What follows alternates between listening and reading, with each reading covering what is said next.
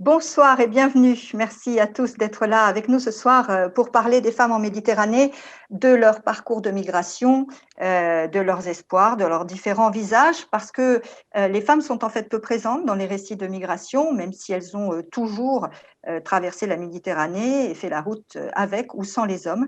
Donc en cette journée du 8 mars, SOS Méditerranée a décidé de leur rendre hommage et de rendre plus particulièrement hommage aux 5028 femmes qui ont été secourues depuis le début des opérations. 5028, c'est à peu près 15% des plus de 32 500 personnes secourues depuis 2016. Alors nous allons évoquer leur parcours migratoire, tenter de leur donner une voix, un visage. On sait que ces parcours sont semés de terribles violences. On sait moins qu'elles paient un très lourd tribut, plus lourd que celui des hommes, à la traversée, au voyage. On va parler de tout ça, on va aussi évoquer bien sûr leurs espoirs, leurs projets, leur résilience, c'est l'objet de cette conférence. Alors pour le public, il n'est pas prévu d'échange direct dans cette configuration Zoom, mais vous pouvez envoyer vos questions aux deux adresses suivantes, contact@sosméditerranée.org et contact.ch@sosméditerranée.org. La conférence est co-organisée par les antennes suisses et françaises de l'ONG en partenariat avec RFI. Trois intervenantes avec nous ce soir. Camille Schmoll, géographe, directrice d'études à l'EHESS et migratologue, comme on dit dans le jargon. Bonsoir Camille. Bonsoir. Vous avez écrit de nombreux ouvrages et notamment celui-ci, je voudrais qu'on le voit, Les damnés de la mer,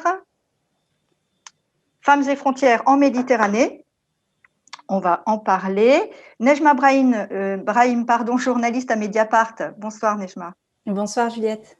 Vous venez de passer 6 semaines sur le navire à peu près de SOS Méditerranée, l'Ocean Viking. C'était la première mission de l'année, en janvier-février. Donc, j'invite le public à retrouver, pour les abonnés, vos témoignages sur le site de Mediapart. Et enfin, Laurence Bondard. Bonsoir Laurence. Bonsoir.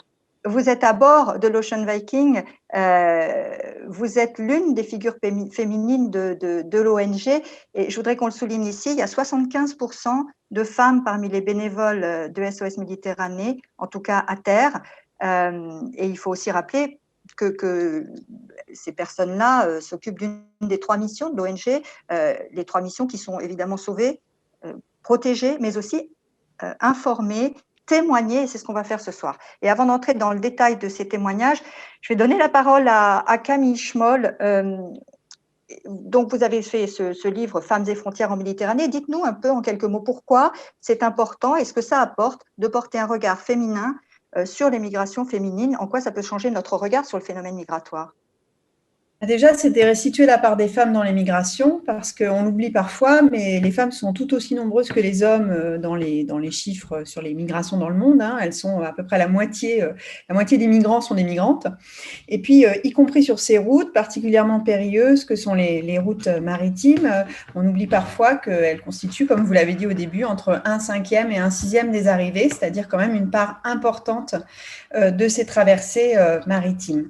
Alors, en fait, c'est pas nouveau. Les femmes ont toujours été, il y a toujours eu des femmes en migration et il y a toujours eu des femmes en migration vers l'Italie en particulier. En fait, elles ont même ouvert les routes, elles ont été pionnières. Moi, je raconte dans le livre l'histoire de ces femmes africaines qui sont venues suite à la décolonisation, finalement, des colonies italiennes, excusez-moi, en Afrique. Donc, c'est pas du tout une nouveauté, mais c'est vrai que c'est des figures qu'on éclaire moins. On a tendance à se représenter ces traversées comme des traversées essentiellement masculines. Et donc, c'était ça le premier objectif du livre. Et puis ensuite, l'idée, c'était aussi effectivement, de féminiser, porter un point de vue féminin. Le point de vue, c'est à la fois le point de vue de la chercheuse, puisque c'est un point de vue aussi, mon propre point de vue est en quelque sorte un point de vue situé, mais aussi le point de vue des femmes sur la migration, qui permet, me semble-t-il, d'éclairer d'une manière différente les dynamiques migratoires dans leur ensemble. Donc, par exemple, pour donner un exemple, c'est vrai que quand on travaille sur le point de vue des femmes, on va avoir tendance à aborder davantage certaines questions liées par exemple à la dimension incorporée de la trajectoire migratoire, donc tout ce qui est le vécu sensoriel, corporel de la migration. On va avoir davantage aussi la possibilité d'aborder des questions qui ont trait à la famille, puisque comme vous l'avez dit au début, ces femmes elles voyagent souvent accompagnées de proches, et notamment, pas toutes, mais souvent, et notamment d'enfants. Et je pense qu'on y reviendra plus Oui, tard. on va y revenir, bien sûr, on va y revenir. Vous évoquiez tout à l'heure les colonies italiennes. Parmi celles-ci, il faut citer évidemment la Libye. Ce qui nous amène à notre premier point un peu dans le détail. On va venir avec, on va retourner à bord de l'Ocean Viking avec vous, Laurence Bondard. La situation, vous allez repartir donc dans quelques jours, je pense, en Méditerranée centrale. La situation là-bas s'est considérablement dégradée depuis les années de l'opération Mare Nostrum, quand c'est l'Italie qui assurait des secours en mer. Depuis principalement 2018, les choses sont devenues beaucoup, beaucoup plus compliquées. Oui, absolument. Oui, les choses sont devenues très compliquées parce que la Libye, qui est un pays alors en proie au chaos en 2018 et dans les années qui ont suivi, s'est vue attribuer la responsabilité de la coordination, de la recherche et du sauvetage d'une large zone des eaux internationales au large des côtes libyennes. Création d'une zone de recherche et de sauvetage libyenne qui a été financée par l'Union européenne largement, à hauteur a priori de 8 millions d'euros. Et alors les conséquences de cette décision sont dramatiques pour plusieurs raisons. Les gardes-côtes libyens ne sont pas suffisamment équipés, ils ne sont pas non plus suffisamment formés au sauvetage de masse. Et il est arrivé que des opérations de sauvetage tournent au cauchemar et que des personnes tombent à l'eau, là où une intervention plus maîtrisée aurait peut-être pu éviter des drames. L'autre raison, c'est que les gardes-côtes libyens ne respectent pas leur obligation de coordination. Ils ne relayent pas les messages de détresse aux navires les plus proches qui pourraient porter assistance aux bateaux en détresse. Ils ne répondent pas non plus à nos messages quand nous les informons d'une situation de détresse qui nécessite une coordination et une intervention d'urgence. Parce que comme le veut le droit maritime, nous informons les autorités compétentes à toutes les étapes de la recherche et puis du sauvetage. Et les rares fois où les gardes-côtes libyens vont répondre à nos demandes ou entrer en contact avec nous, ce sera pour nous désigner un port libyen comme lieu de débarquement des rescapés. Or, la Libye n'est pas un lieu sûr. Débarquer des personnes que nous secourons en Libye serait parfaitement illégal. C'est pour ça que vous parlez... Pardon, c'est pour ça que vous parlez, en fait, on ne parle pas de sauvetage, on parle d'interception quand il y a une intervention des forces libyennes, en fait. Oui, c'est ça. C'est-à-dire qu'effectivement, le dernier point, c'est que les gardes-côtes libyens interceptent des bateaux en détresse en ramenant les personnes rescapées de force en Libye, les replongeant dans un cycle de violence et d'abus qu'elles tentaient précisément de fuir. Et donc, on ne parle pas, nous, de sauvetage, on parle bien d'intervention parce que le droit maritime est très clair. Un sauvetage se termine uniquement quand les personnes secourées en mer sont débarquées dans ce qu'on appelle un lieu sûr. Et un lieu sûr est défini.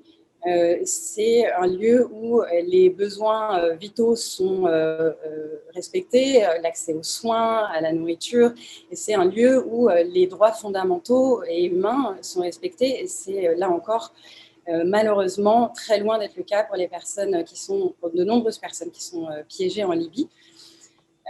J'ai de nombreuses personnes que nous avons secourues sur l'Ocean Viking qui m'ont raconté avoir tenté de fuir et m'ont raconté comment, une fois retournés de force après avoir été interceptés par le garde-côte libyen, ils ont été enfermés arbitrairement, battus, affamés, soumis à des violences terribles. Et ces interceptions augmentent d'année en année. En 2020, 11 891 personnes ont été interceptées selon l'Organisation internationale des migrations. En 2019, plus de 9 200 personnes avaient été interceptées. Et rien que cette année, depuis le mois de janvier, plus de 4 000 personnes ont été interceptées et ramenées de force en Libye. Et Nejma Brahim, vous avez recueilli à bord de l'Ocean Viking, vous aussi, un témoignage comme un de ceux qu'évoquait Laurence. Si je me souviens bien, celui d'une femme qui évoque notamment la collusion entre les passeurs et les autorités en Libye, parce que je voudrais que vous nous racontiez un petit peu, et ça s'inscrit quand même dans un moment où la coopération entre l'Union européenne et la Libye, et la coopération aussi directe, bilatérale entre l'Italie et la Libye ne fait que se renforcer. Oui, tout à fait. Depuis que la Libye s'est dotée de sa propre zone de recherche et de secours, qu'on appelle également la zone SAR, ce que décrivait très bien Laurence précédemment, on observe que les interceptions augmentent énormément. On observe un certain nombre d'abus lors de ces interceptions, avec des interceptions qui se passent parfois très mal, avec des personnes qui se noient, qui partent à la dérive. On l'a vu tout récemment avec une vidéo qui a été prise par l'association Pilotes Volontaires, dont l'avion de reconnaissance survolait la zone. Et puis, par ailleurs, effectivement, une femme s'est confiée, une femme qui a été secourue par l'Ocean Viking me racontait qu'elle s'était vue proposer 2 types de tarifs par les passeurs, dont un qui lui garantissait de ne pas être interceptée par les gardes-côtes libyens. Donc, cette personne-là assurait à cette femme qu'ils étaient en coopération avec les gardes-côtes et qu'en payant un peu plus cher, elle pourrait finir la traversée si tout se passe bien sans être interceptée par les gardes-côtes libyens. Par ailleurs, on a également eu le cas d'une femme qu'on surnommera ici Germaine puisqu'elle voulait garder l'anonymat, qui a été interceptée par les gardes-côtes libyens, ramenée à Tripoli en Libye et qui a fait une fausse couche juste avant de monter à bord du canot pneumatique qui lui servait à traverser la Méditerranée. Et lorsqu'elle a évoqué sa fausse couche, puisqu'elle le savait, elle sentait que quelque chose n'allait pas, elle perdait beaucoup de sang avec les gardes-côtes libyens. Ces derniers n'ont pas voulu la croire et ne lui ont pas porté secours. Ils l'ont laissé finalement perdre le bébé jusqu'à son arrivée au port de Tripoli, où elle a été prise en charge par des associations qui ont exigé qu'on l'emmène à l'hôpital. Et c'est comme ça qu'elle a pu refaire la traversée par la suite. Donc il y a vraiment un certain nombre d'abus effectivement de la part des gardes-côtes libyens. Et puis, vous le disiez, dans le cadre de cette coopération entre l'Union européenne et la Libye, on a observé par le biais d'un certain nombre de témoignages que j'ai pu aussi avoir à bord de l'Ocean Viking, qu'il y avait des interceptions parfois dans les eaux internationales ou dans les eaux maltaises et italiennes, parfois dans la zone de recherche et de secours italienne ou maltaise, ce qui n'est absolument pas normal. On va revenir, d'ailleurs on va y venir très prochain, tout de suite, l'état de santé de ces femmes quand elles arrivent. Je voudrais juste faire un petit point technique, on a des photos à vous montrer. Alors, je ne sais pas si on peut voir la première, quelques visages de ces passagères de l'Ocean Viking. Voilà, cette première femme qui arrive, qui débarque sur le navire.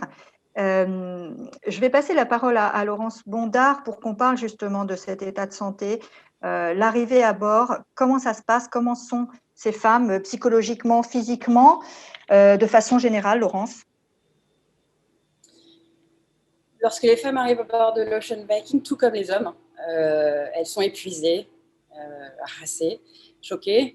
Elles sont parfois intoxiquées à la vapeur d'essence. Parfois, elles sont brûlées aussi par un mélange de fioul et de sel de mer. C'est une brûlure extrêmement douloureuse et très profonde.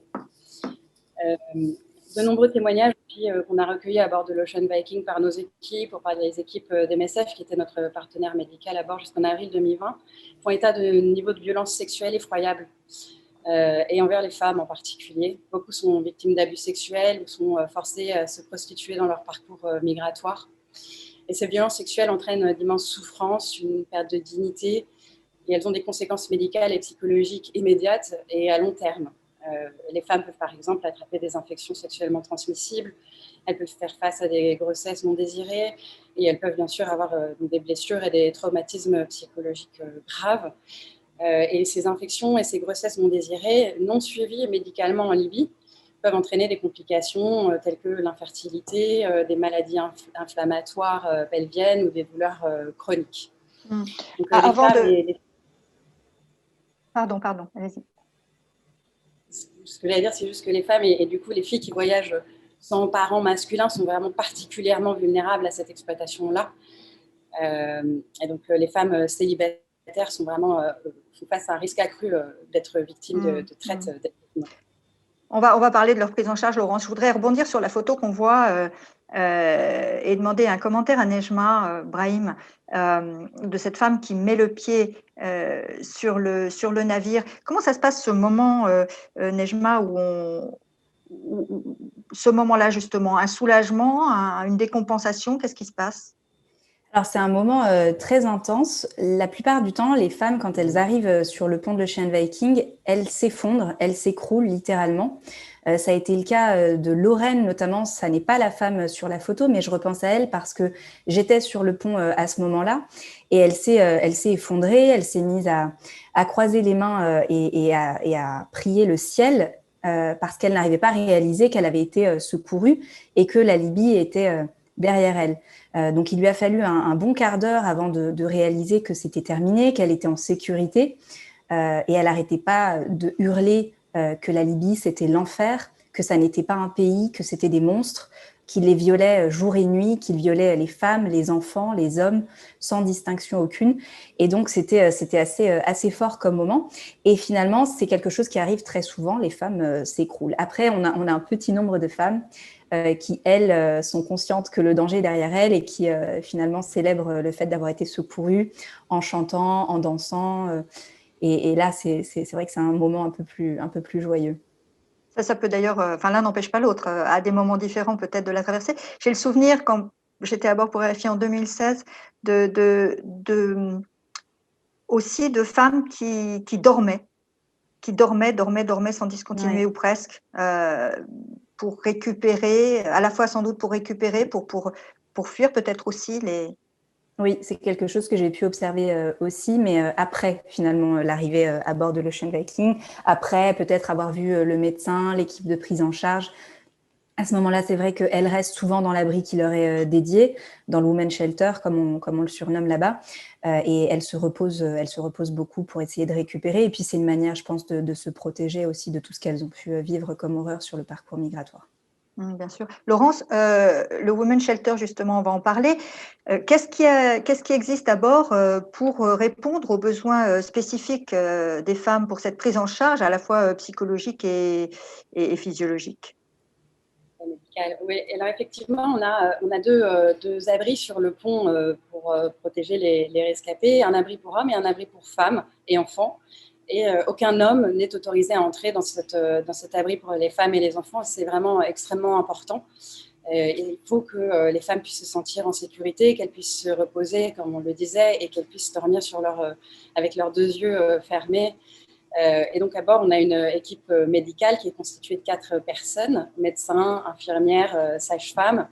Et la sage-femme est une femme. Et ça aussi, c'est assez important pour que les femmes puissent se sentir en confiance et se confier si elles le souhaitent. Et on a à bord installé une clinique de 60 mètres carrés avec une salle d'urgence, une salle d'observation et une salle, là encore, dédiée aux femmes, ou la salle de la sage-femme, notamment donc, pour les femmes enceintes. Donc, au fond, on a un mini-hôpital à bord.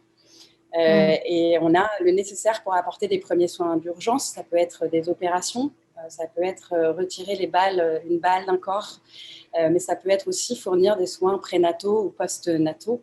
On a notamment la capacité de faire des échographies à bord, par exemple. Et enfin, on a des traitements nécessaires pour soigner les infections sexuellement transmissibles dont on parlait, et puis pour offrir des premiers soins psychologiques. Alors après, le bateau n'est pas un lieu de prise en charge ni médical ni psychologique suivi, mais les femmes, les jeunes filles à bord et aussi les hommes peuvent bénéficier au moins de ces premiers soins d'urgence. Et si vraiment il y a un cas critique médical à bord, on fera une demande d'évacuation médicale d'urgence. Et ça s'est produit à plusieurs reprises, notamment pour des femmes enceintes qui étaient avec des grossesses à risque, qui ont dû être évacuées en urgence, parfois par hélicoptère, pour s'assurer qu'elles puissent survivre et que leur bébé survive également. On va revenir à cette question de la maternité. Je voudrais demander à Camille Schmoll si cette question puisque vous l'évoquiez, Laurence, il y a toujours des femmes dans l'équipe. Est-ce que c'est important, vous avez travaillé beaucoup avec ces femmes, est-ce que c'est important pour elles d'avoir des femmes en face d'elles? Certainement, oui, c'est important d'avoir des femmes en face d'elles et c'est important aussi d'être entre femmes.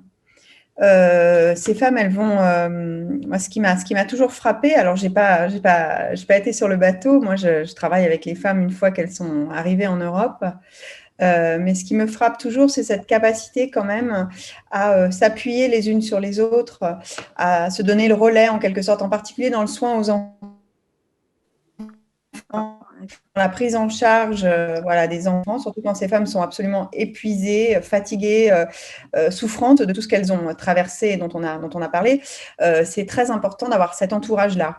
Et donc, il y a quelque chose, puisqu'on est 8 mars, il y a quelque chose qui est de l'ordre de la sororité hein, qui se met en place parce que souvent, elles ne parlent pas forcément la même langue, elles n'ont pas forcément les mêmes origines, elles ne viennent pas forcément des mêmes lieux. Mais par contre, elles ont beaucoup de choses en commun, malheureusement, dans ce qu'elles ont vécu, dans ce qu'elles ont traversé. Et il y a quelque chose qui se passe à ce stade-là. Et ensuite, effectivement, j'étais très sensible à ce que disait Laurence. En fait, on ne peut pas anticiper, je pense, hein, je n'ai pas été encore une fois sur le bateau, mais je pense qu'on ne peut pas anticiper dans ces moments-là, dans ces moments où enfin on pose le pied en terre sûre, en quelque sorte, même si on n'est pas encore vraiment sur terre. Je ne sais pas si on peut anticiper ce dont elles auront le plus besoin. C'est toujours surprenant, je crois, les besoins qui émergent à ce moment-là. Est-ce que ça va être un besoin, voilà, simplement de raconter son histoire, un besoin d'une prise en charge plus physique, un besoin de prise en charge physiologique, de prise en charge des enfants, mais en tout cas, on sait qu'il va y avoir quelque chose, il va y avoir une demande. Et oui, effectivement, je pense que le fait d'être entouré par des femmes, c'est extrêmement réconfortant, oui. Nejma, vous l'avez constaté aussi, cette organisation, cette solidarité qui se met en place à bord? Oui, oui, oui, tout à fait. C'est vrai que les femmes sont entre elles. Elles ne parlent pas toutes forcément la même langue, mais elles s'entraident beaucoup. Je voyais beaucoup de femmes qui s'occupaient des bébés et des enfants d'autres femmes, tandis que celles-ci pouvaient se reposer, par exemple. Et puis, on retrouve tout ce qui est effectivement célébration, la danse, le chant, qui fait que ça les rapproche énormément et je pense que ça les aide aussi à se sentir plus en sécurité. Est-ce qu'elles se parlent beaucoup? Enfin, malgré les problèmes de langue, est-ce qu'elles ne se connaissent pas ou est-ce que ça passe Ouais. par autre chose? J'ai eu l'impression, mais après, j'ai peut-être pas forcément raison, mais de ce que j'ai pu observer, j'ai pas eu l'impression qu'elles se racontaient leur vécu, leurs histoires personnelles. Elles se parlent de tout et de rien, sauf mais surtout pas de ça, en fait. Et ça, je l'ai observé quand je faisais des interviews. Je voyais que les femmes à côté de nous découvraient l'histoire des autres. Et c'est à ce moment-là seulement qu'elles se permettaient d'échanger, si elles avaient vécu les mêmes choses, par exemple. Elles se permettaient effectivement d'échanger sur leurs expériences propres. On va retourner à… Pardon, juste si je peux ajouter un point, Oui, c'est oui. qu'il y a ce qui est vraiment particulier, c'est que ce sont des femmes, les hommes aussi, mais ce sont des personnes qui ne pouvaient plus faire confiance à personne, quasiment, quand elles voyagent seules ou juste aux compagnons de voyage pendant très longtemps. Et donc, effectivement, oser parler et faire confiance, déjà, c'est extrêmement long et compliqué. On reste avec vous, Laurence. Je voulais qu'on rebondisse sur la photo qu'on a vue tout à l'heure de l'échographie. Il y a eu 6 naissances à bord. Alors, pas à bord de l'Ocean Viking où vous trouvez, pas encore, mais à bord de l'Aquarius, ce qui est quand même beaucoup. C'est étonnant de voir le nombre de femmes enceintes. Alors, je n'ai pas le chiffre de nombre de femmes enceintes qui ont transité sur les navires, mais il est très élevé. Et voilà, c'est des moments très, très bouleversants vu le contexte de danger. Est-ce que vous pouvez nous raconter, Laurence, l'histoire de Constance et de Christ? Et je crois qu'on a une photo. C'est une histoire complètement folle. Oui, c'est une histoire très émouvante. Alors, l'histoire de Constance, elle a été secourue à l'été 2017 sur l'Aquarius. L'Aquarius reçoit un message de détresse pour un bateau en bois. Et le médecin qui est à bord monte sur l'un de nos bateaux rapides de sauvetage, qu'on appelle les RIB, pour pouvoir faire une première analyse de la situation et identifier de potentielles urgences médicales. Et alors qu'il s'approche du bateau en bois, il voit qu'une femme a accouché pendant ce calvaire en mer et qu'elle est encore accrochée à son cordon ombilical.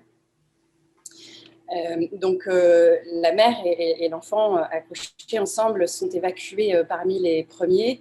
Et la mère doit se hisser du bateau de secours sur l'Aquarius à la force de ses bras en tenant son bébé. Donc, c'est déjà pas simple en soi.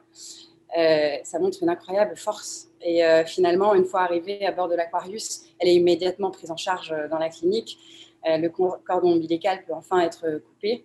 Et donc, Chris est le 5e bébé qui est né à bord de l'Aquarius après Alex, Newman, Favor Et Merci, qui est une naissance aussi qui a beaucoup marqué, dont le duo français Madame Monsieur a écrit une chanson en hommage à sa mère et à cet enfant-là. Et pour nous, enfin, ces naissances-là, en plein milieu de la mer, dans ce contexte-là, c'est à chaque fois vraiment un miracle au milieu d'un drame annoncé.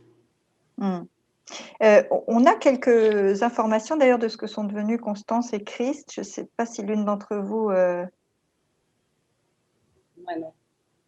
Camille, non, on n'a pas. En 2 mots, c'est vrai qu'on peut être très surpris que des femmes enceintes ou avec des tout petits bébés, le plus petit bébé que j'ai vu avait 4 jours, il avait passé la moitié de sa vie en mer, donc la mère avait décidé de prendre le bateau 2 jours après son accouchement, ce qui est complètement inimaginable. Plusieurs femmes ont expliqué que la prise en charge médicale en Libye est catastrophique et terrifiante, et du coup c'est aussi ça va être pour éviter à tout prix d'avoir à accoucher en Libye.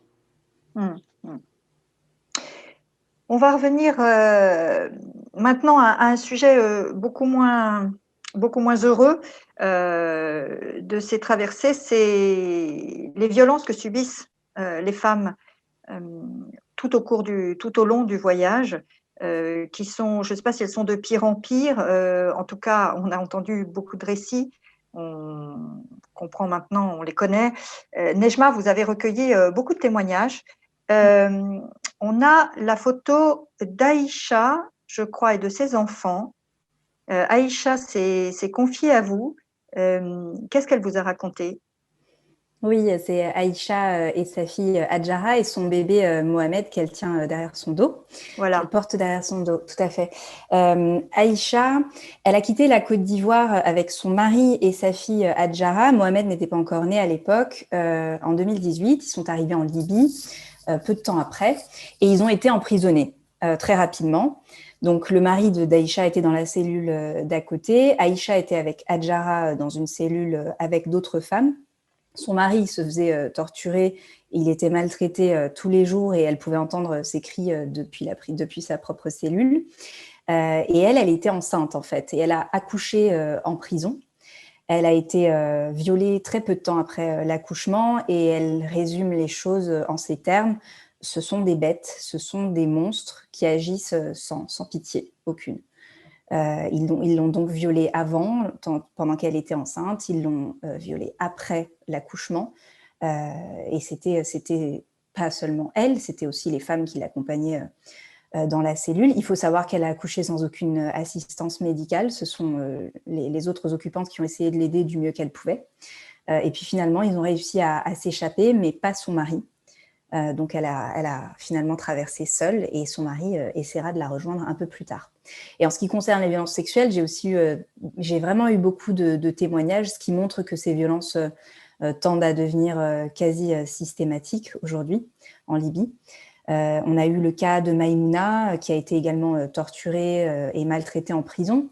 Elle a essayé de s'enfuir une fois avec un groupe de migrants et on a essayé de lui couper le pied. J'ai pu voir la cicatrice au niveau de la cheville, c'était vraiment flagrant. Et ils l'ont violée aussi sans arrêt. Elle expliquait que c'était vraiment sans arrêt.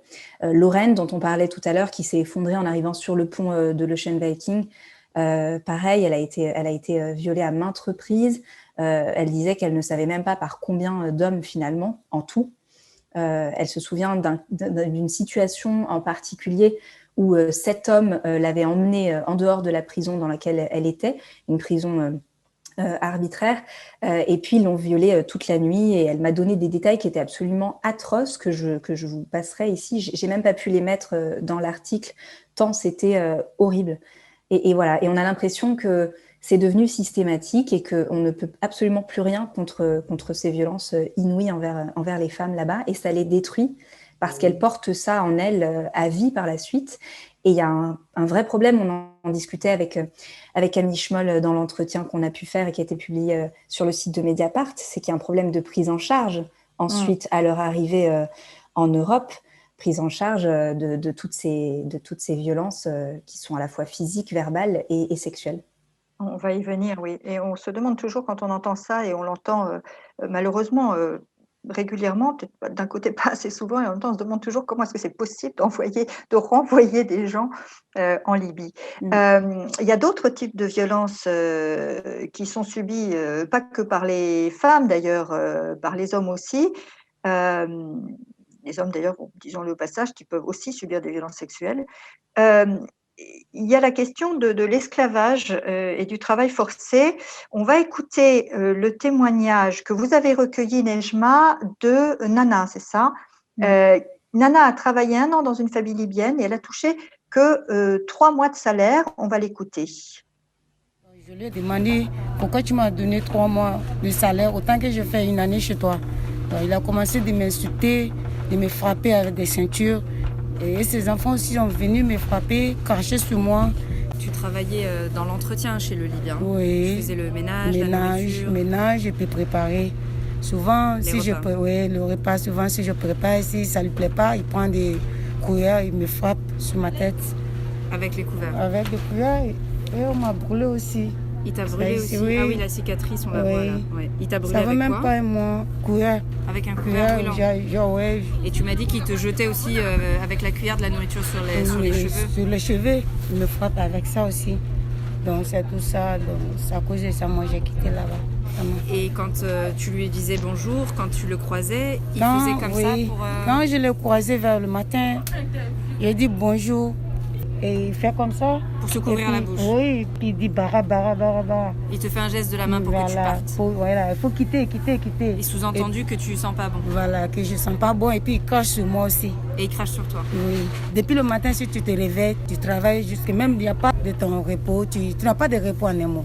Et puis si tu rentres chez eux, on prend ton téléphone, tout. Tu ne peux pas communiquer quelqu'un ni rien. Tu es dans la chambre seulement, tu travailles. Ce qu'ils veulent, ils vont te faire. Même ces enfants, ces petits-enfants te frappent, t'insultent, tu ne peux rien faire. Et tu n'as pas le droit de manger? Non. C'est les jours qu'elle est contente, elle me donne la nourriture. Si elle n'est pas contente, il n'y a pas de nourriture. C'est comme ça on vivait. Et puis, elle nous menace aussi. Si tu travailles dans la maison, elle nous menace. Ils vous menacent? Oui. Ils vous menacent de quoi? Des armes, et des pistolets, machettes. Ils vont dire, on peut te tuer ici, tu es chez nous, on peut te tuer. Personne ne va savoir, on peut te tuer, te mettre dans un sac de riz, aller te jeter dans l'eau. Personne ne va savoir que c'est nous qui t'as tué, parce que tu es chez nous ici. Ils vous disent ça? Vis-à-vis. Ils nous disent ça vis-à-vis. Plusieurs fois. Voilà, pardon pour ces commentaires impromptus, s'ils ont dérangé votre écoute. Sur la photo, Nana, c'était la femme au centre avec le survêtement bleu, je ne l'ai pas dit au début. Nejma, c'est l'histoire de Nana, que vous pouvez peut-être préciser un peu. En plus, ce n'est pas un cas isolé. Oui, alors Nana, elle est malienne et elle m'expliquait qu'effectivement, elle travaillait comme servante, je reprends le terme que beaucoup de femmes utilisent, chez une famille libyenne. Donc en réalité, elle était domestique chez des Libyens et elle expliquait que effectivement, c'était de l'esclavagisme puisque très souvent, ils n'étaient pas payés finalement pour le travail qu'elles effectuaient. Elles étaient maltraitées au quotidien par la famille chez qui elles travaillaient. Par exemple, lorsqu'elles cuisinent, l'homme vient et puis lui jette de la nourriture brûlante sur la tête, sur les cheveux. Il lui brûle la peau des bras avec un ustensile brûlant. Oui, c'est ce qu'elle raconte dans le... Voilà, c'est ce qu'elle raconte bien dans le témoignage. Donc voilà, c'est sans arrêt. Elle n'a droit à aucune pause, aucun repos. Les personnes chez qui elle travaille peuvent se permettre de la réveiller même en pleine nuit pour lui demander des choses totalement farfelues. Et donc, elles étaient assez nombreuses à me raconter ça. Alors Nana, elle a été payée 3 mois au lieu de 12, et quand elle s'est permis de demander pourquoi, l'homme en question l'a emmenée dans un endroit, un quartier de Zouara, et puis l'a laissée là, il lui apportait à manger très peu souvent, et il la maltraitait, il l'a frappée, ses enfants aussi l'ont frappée, jusqu'à ce qu'elle soit libérée par un proche qui est tombé sur elle par hasard. D'autres disparaissent, d'après ce que m'expliquait Jamila, qui est une autre femme qui a travaillé comme domestique chez des Libyens. Elle expliquait qu'en fait, il les menaçait régulièrement et qu'il, a priori, appliquait ça dans la réalité. Il les menace de les enfermer dans un sac en plastique et de les jeter dans l'eau, donc soit dans la rivière, soit soit dans la mer, et de les laisser pour mortes comme ça. Et ils ont droit de vie et de mort sur elles, en fait. Ouais, c'est ce qu'ils leur disent d'ailleurs. Ils leur disent, vous nous appartenez et on fait de vous ce qu'on veut. Camille Schmoll, vous voulez réagir là-dessus, la situation de ces femmes et comment ça se passe pour elles, le travail forcé, comment elles se retrouvent dans ces familles, comment est-ce qu'elles trouvent un travail? Alors moi j'ai travaillé en fait pendant une dizaine d'années avec ces femmes. Donc déjà je voulais confirmer ce qui a été dit avant, c'est-à-dire qu'il y a eu une intensification des violences absolument terrible au fur et à mesure du fait que la Libye a précipité dans la guerre civile et ensuite le fait que l'Union européenne et l'Italie en premier lieu délèguent le contrôle migratoire à ce pays. Il ne faut pas oublier aussi quelles sont les responsabilités politiques derrière ces violences. Et indirectement, ou même très directement d'ailleurs, le fait d'instituer une zone de sauvetage libyenne et de permettre à la Libye de soi-disant pratiquer donc le sauvetage en mer de ces personnes, et comme on l'a bien dit, c'est pas du sauvetage, c'est une responsabilité européenne très claire. Donc ces histoires ne sont pas inéluctables je crois qu'il faut le rappeler. Donc effectivement, les femmes, moi, avec lesquelles j'ai travaillé, ce que j'ai pu observer au fil des 10 dernières années, c'est une intensification des violences, ce qui a été dit, c'est-à-dire que maintenant, les violences sexuelles sont absolument systématiques, répétées, massives. Et par ailleurs, ces épisodes de mise en esclavage, des épisodes de torture, des épisodes d'enfermement dans des situations absolument atroces là aussi. Donc tout cela, effectivement, de séparation des proches. Si bien que moi, dans le livre, je dis que je fais une recherche auprès des rescapés parce que toutes les femmes que j'ai rencontrées, elles ont vécu au minimum la séparation et au pire le deuil de proches qui voyageaient avec elles. C'est comme ce qui a été raconté à propos de cette femme qui a été séparée de son mari. J'ai rencontré de nombreuses femmes qui ont été séparées de leurs enfants, qui ont vu la mort des femmes qui voyageaient avec elles sous leurs yeux.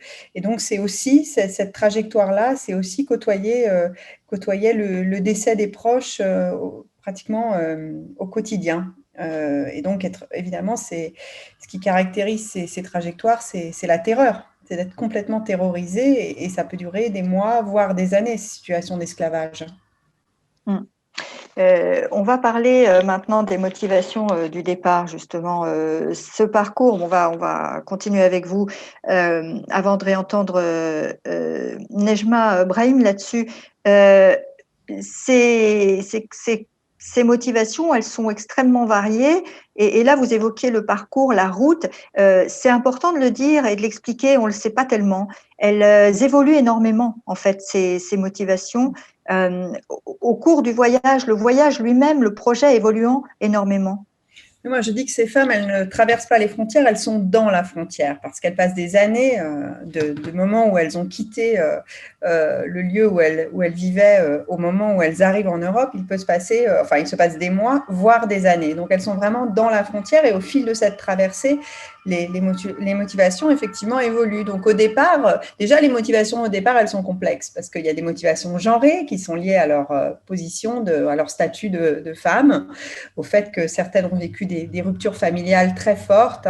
Parmi les femmes qui prennent la route, il y a beaucoup de veuves, de divorcées, de femmes qui vont être mariées, disons, qui vont devoir subir des mariages arrangés, voire des mariages de force, et qui vont résister à ce qu'on leur impose, qui vont aussi subir des violences conjugales. Donc, il y a toutes ces raisons-là.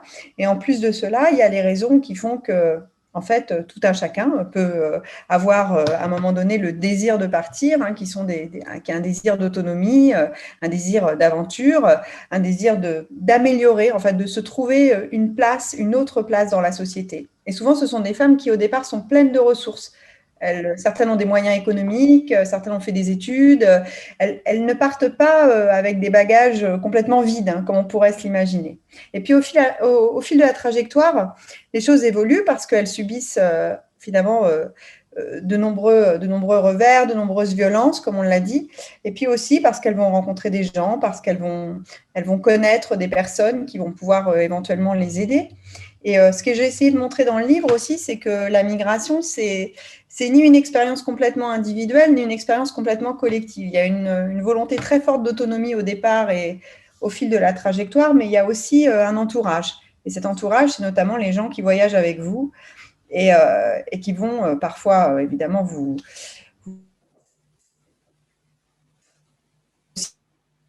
donner de la force et vous donner la force. Ce qu'il faut dire aussi, peut-être aussi rappeler que la mortalité des femmes en route est bien plus élevée que celle des hommes. On n'a pas vraiment donné un point. Ouais. On n'a pas vraiment de données précises sur la question. D'ailleurs, on manque beaucoup d'informations sur beaucoup de choses. Mais ce qu'on sait, malheureusement, c'est que du fait des violences qu'elles subissent en route, mais aussi du fait d'un certain nombre de vulnérabilités qui sont liées au genre, ne serait-ce que le fait de voyager enceinte, de voyager avec des enfants, parfois de ne pas savoir nager plus fréquemment que les hommes, je pense. Ces femmes, elles risquent beaucoup plus que les hommes. Et donc, on n'a pas vraiment de... On ne peut pas estimer cela très précisément, mais on sait, par exemple, à travers des statistiques terribles qui sont celles quand on arrive à retrouver le sexe des personnes qui sont retrouvées, hein, des personnes qui sont mortes, des corps, des personnes qui sont mortes en mer, on arrive à évaluer quand même que les femmes ont beaucoup plus de risques de périr en route, à la fois à travers le désert, en Libye, et aussi dans la traversée maritime que les hommes. Et surtout celles qui font un voyage très long, notamment celles tous les départs de la Corne de l'Afrique, qui sont parfois... qui sont terribles, qui durent très longtemps, avec des tas d'étapes où elles sont séquestrées, et des violences sexuelles qui les fragilisent encore aussi et qui sont pour quelque chose dans cette surmortalité certainement. Enfin, j'ai eu un récit comme ça à bord de l'Aquarius, je m'en souviens. Oui. Et des trajectoires qui ne sont pas linéaires, parce que des fois, on pense qu'on va directement traverser une partie de l'Afrique et arriver en Europe. Et en fait, il y a beaucoup de circulation, d'aller-retour, de renvoi, voilà, d'immobilisation, etc. Nejma, vous avez plusieurs récits à nous rapporter de ces motivations. Vous avez rencontré notamment, je voudrais que vous nous parliez d'une jeune fille mineure venue de Guinée. Oui, c'est fait. Il y a peu de, enfin, il y a des femmes, il y a des filles parmi les mineurs. Il y a toujours beaucoup de mineurs. Il y a assez peu de filles. Celle-ci venait de Guinée. Comment elle s'appelle? Elle s'appelle Fatima. Elle s'appelle Fatima et effectivement, elle a quitté la Guinée parce que ses parents ont souhaité la marier à un homme beaucoup plus âgé qui avait promis de subvenir à leurs besoins. Elle disait elle-même, Fatima, que ses parents étaient pauvres. Donc, elle expliquait ça en disant qu'ils n'avaient pas vraiment le choix. Et elle a choisi de partir parce qu'elle ne voulait pas épouser cet homme. Et elle est simplement, au départ, sortie de son village sans du tout imaginer qu'elle quitterait son pays. Elle a fait la rencontre d'un homme à proximité de son village à qui elle s'est confiée. Elle lui a raconté son histoire. Il lui a proposé de la suivre jusqu'au Mali, ce qu'elle a fait. Et au Mali, il l'a abandonnée à son sort. Et là, elle a rencontré un groupe de migrants qui, eux, envisageaient d'aller en Libye et qui lui ont proposé de les suivre. Donc, elle a accepté, elle les a suivis, puisqu'elle était vraiment livrée à elle-même. Et elle les a suivis jusqu'en Libye, où elle a été réduite à l'état d'esclave sexuelle. Elle se retrouvait chez des gens, dans des habitations, nues, sur le sol, à même le sol, sans même avoir un matelas, une couverture, des vêtements, absolument rien. Et donc, des hommes venaient régulièrement abuser d'elle. Elle a quel âge? Elle a 16 ans. Elle a 17 ans aujourd'hui. Elle a fait 17 ans en février. Mais elle avait 16 ans quand on l'a accueillie à bord de l'Ocean Viking. Et Fatima s'est retrouvée à faire la traversée alors qu'elle ne l'avait pas du tout imaginé. Elle était donc chez un homme qui l'avait séquestrée et qui, un jour, au beau milieu de la nuit, l'a réveillée et l'a enfermée dans le coffre de sa voiture et il l'a abandonnée sur le rivage. Et elle s'est retrouvée finalement à devoir monter à bord d'un canot pneumatique alors que, d'après ce qu'elle m'expliquait, elle n'avait jamais exprimé le souhait de rejoindre l'Europe. Et elle me disait qu'elle ne savait pas du tout ce qu'elle allait faire maintenant, puisqu'elle n'avait absolument aucun proche en Europe et elle ne savait pas du tout où est-ce qu'elle pourrait s'installer. On a une photo peut-être à vous montrer, qui nous permettra de rebondir. Alors ça, c'est la photo où on voyait… Voilà, oui, c'est cette photo, pardon. Moi, je la vois en petit, excusez-moi.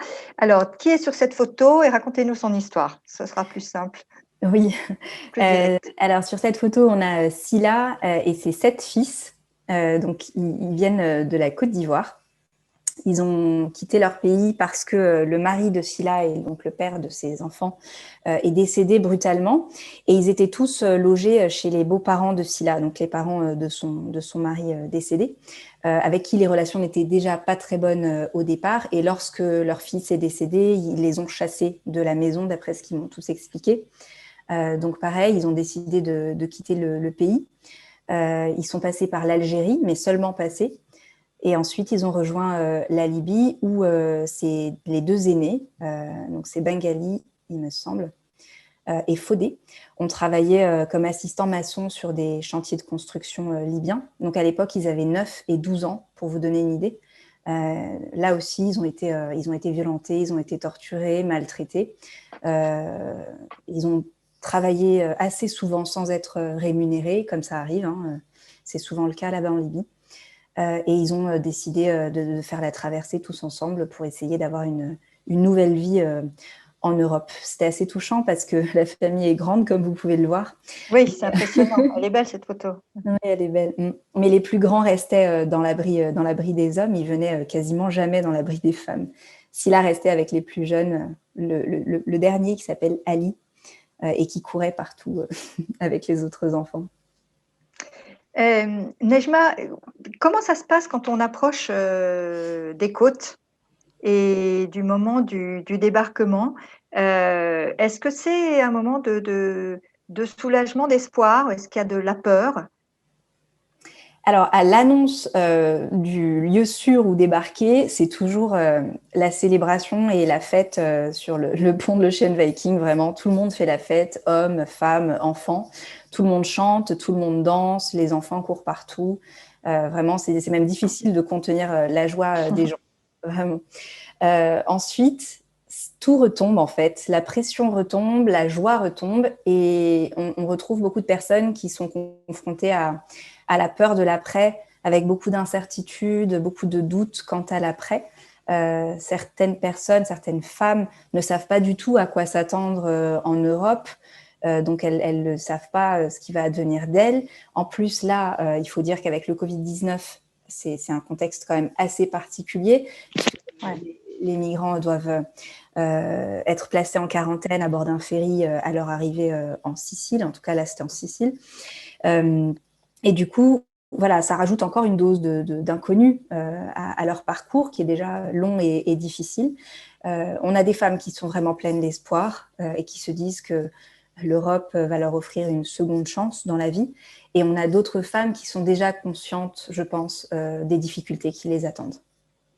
Elles évoquent leur projet. Est-ce qu'elles parlent de leur projet avant de descendre, justement? Avant de En débarquer. quelques mots, elles vont débarquer? Oui, je pense par exemple à une femme qui s'appelle Ange Divine, qui était couturière dans son pays et qui est au Cameroun et qui me demandait déjà où est-ce qu'elle pourrait trouver du tissu pas très cher à Paris ou dans la banlieue parisienne, de façon à pouvoir reprendre la couture, parce qu'elle rêve d'être styliste. Ça, c'était un bel exemple de projection dans l'avenir.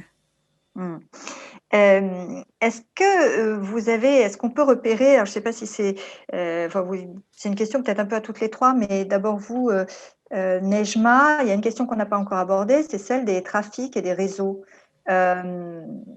Certaines de ces femmes sont prises ou seront prises dans des réseaux de prostitution, de trafic. La mafia nigériane en particulier est très présente là-dessus et très bien implantée en Sicile d'ailleurs. Qui veut répondre? Nejma, vous avez quelques mots à dire? On n'a pas eu, ceci dit, on n'a pas eu beaucoup de Nigérianes, enfin je ne crois pas, il faudrait vérifier dans les chiffres. Sur cette rotation. D'accord.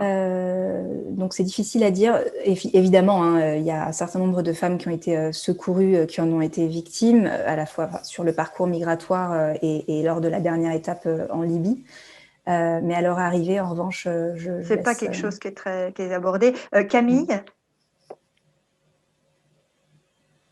votre micro, Camille Schmoll, est désactivé. Merci. Bon, la question des réseaux de prostitution, c'est compliqué parce que, en fait, les stratégies évoluent en fonction des contrôles. C'est-à-dire que, comme pour toutes les activités illégales, donc, en réalité, selon les moments, les femmes vont être, on va pas les récupérer tout de suite. C'est-à-dire qu'on va attendre, par exemple, qu'elles fassent une demande d'asile en arrivant pour ensuite les récupérer. Les moyens sont là. Pour de nombreuses questions liées aux violences faites sur les femmes, quand on parle de numéro vert ou de voilà, en Italie les moyens sont pas là, c'est-à-dire que en fait les organismes qui devraient être chargés de détecter en quelque sorte les femmes victimes de traite au moment où elles arrivent n'ont pas les moyens d'agir, ils n'ont pas les moyens de suivre ces femmes. Ensuite, ce qui prime souvent, c'est la loi du séjour devient plus importante que la lutte contre la prostitution, contre les réseaux de la traite.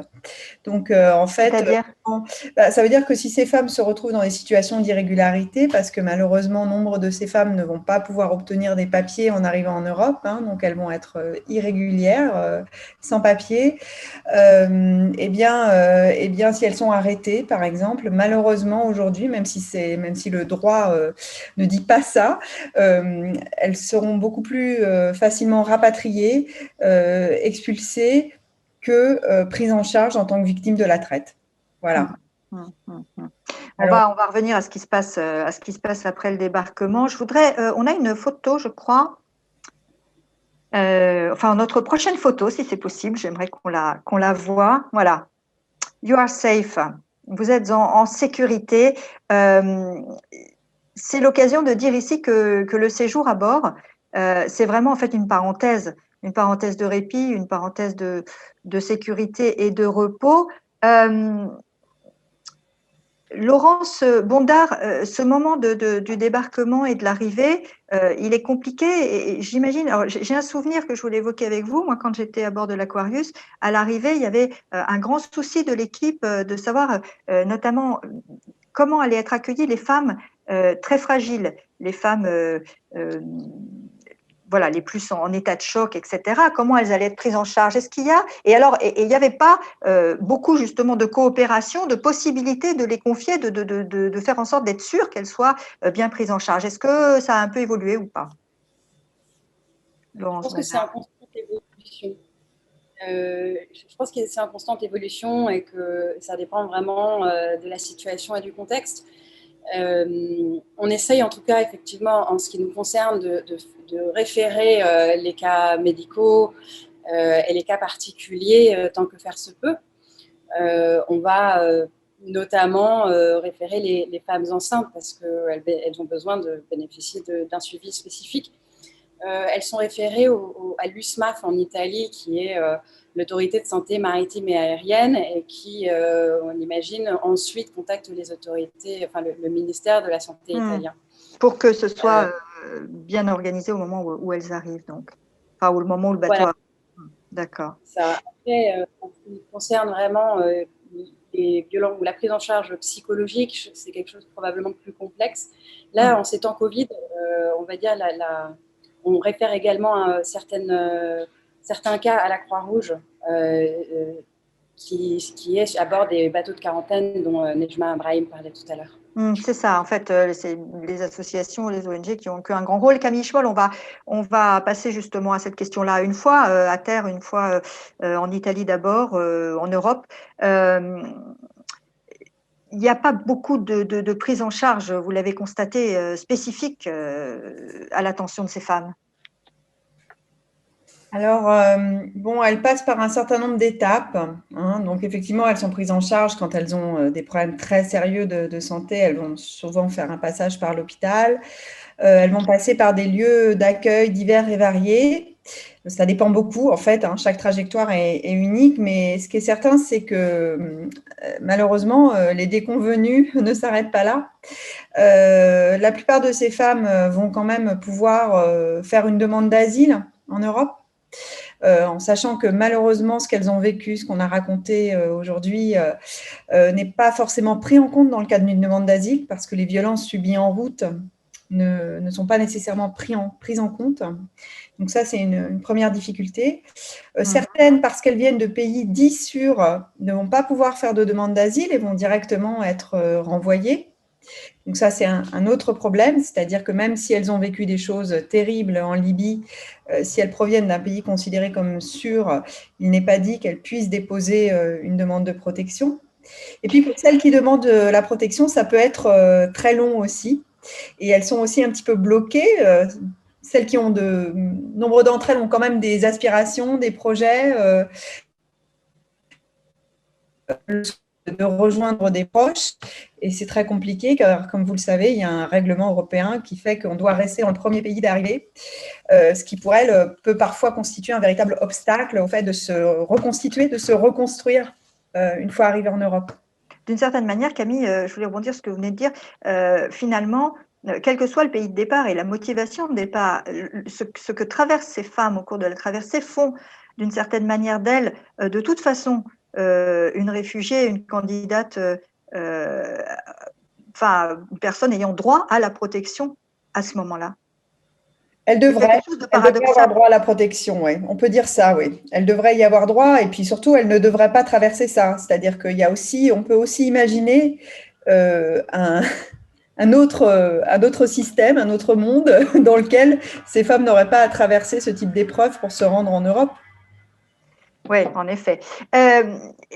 Il y a autre chose, vous avez évoqué rapidement les projets. Alors, il nous reste peu de minutes. Là, je vois que quand le temps commence à filer, je voudrais que vous nous disiez quand même quelques mots de la difficulté qu'ont ces femmes à faire accepter l'idée qu'elles ont des projets et les capacités de les mener à bien.